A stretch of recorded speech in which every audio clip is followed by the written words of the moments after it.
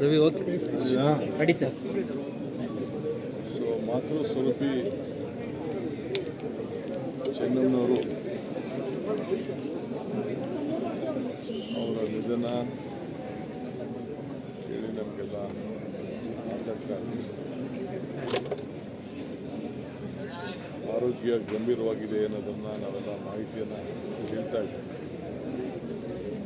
ಪೊಲೀಸರು ಕೂಡ ಚೆನ್ನಾಗಿದ್ದಾರೆ ಅಂತೇಳಿ ವರದಿಯನ್ನು ಕೊಡ್ತಾ ಇದ್ದಾರೆ. ಅಪಾರ ದೈವಭಕ್ತಿ ಇಡೀ ರಾಜ್ಯ ದೇಶದ ಒಂದು ದೊಡ್ಡ ಕುಟುಂಬಕ್ಕೆ ಹಗಲು ರಾತ್ರಿ ಎಲ್ಲ ಕಷ್ಟದಿಂದಲೇ ಸುಖದಿಂದಲೇ ಜೊತೆಯಲ್ಲಿಟ್ಕೊಂಡು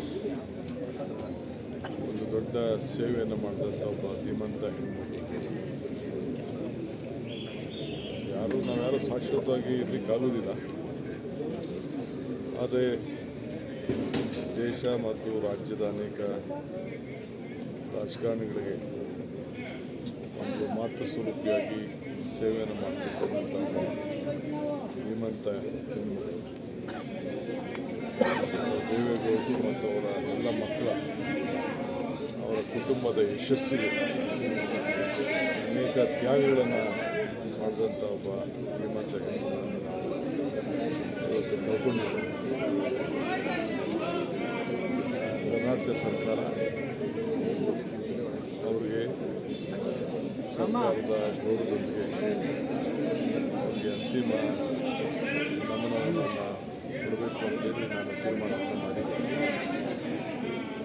ನಾಳೆ ಕ್ಯಾಬಿನೆಟ್ ಕೂಡ ಅಲ್ಲೂ ಕೂಡ ಅವರಿಗೆ ಸಂತಾಪ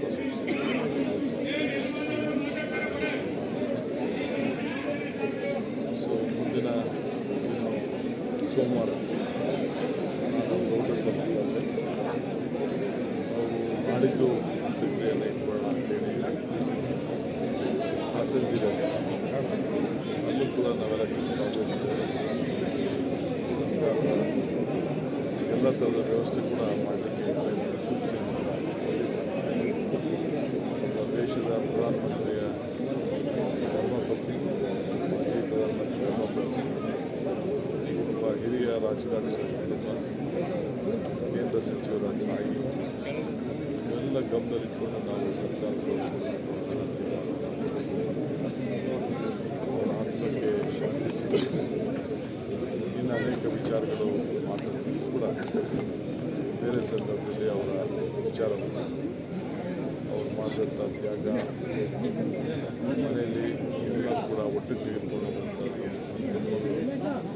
ಇಡೀ ನಮ್ಮ ರಾಜ್ಯದಲ್ಲೇ ಒಂದು ದೊಡ್ಡ ಎಲ್ಲ ಹೆಣ್ಣು ಮಕ್ಕಳಿಗೆ ಒಂದು ಮಾದರಿಯಾಗಿ ತ್ಯಾಗದ ಸ್ವರೂಪಿ ಅನ್ನೋದನ್ನು ಹೇಳಲಿಕ್ಕೆ ಭಾಳ ಚಿಕ್ಕ ವಯಸ್ಸಿಂದನೂ ಕೂಡ ನಮ್ಮ ದೇವೇಗೌಡರ ರಾಜಕಾರಣ ಸುಮಾರು 60-65 ವರ್ಷ ನಡೆದಿದೆ. ಎಲ್ಲ ಕೂಡ ಯಶಸ್ಸು, ಕಷ್ಟ, ಸುಖ ನಾವು ಎಲ್ಲರಿಗೂ ಕೂಡ ಪಾತ್ರರಾಗಿದ್ದಾರೆ. ಇದು ಭಾಳ ವಿಶೇಷ. ಅವರ ಆತ್ಮಕ್ಕೆ ಶಾಂತಿ ಸಿಗಲಿ. ಅವರೆಲ್ಲ ಬಂಧುಗಳು ಕುಟುಂಬದ ಎಲ್ಲ ಸದಸ್ಯರು ಕೂಡ ಅವ್ರಿಗೆ ಕೊಡುವಂಥ ಶಕ್ತಿ ಸಿಗಲಿ ಅಂತೇಳಿ ಭಗವಂತನಲ್ಲಿ ನಾವು ಪ್ರಾರ್ಥನೆ ಮಾಡ್ತೀವಿ.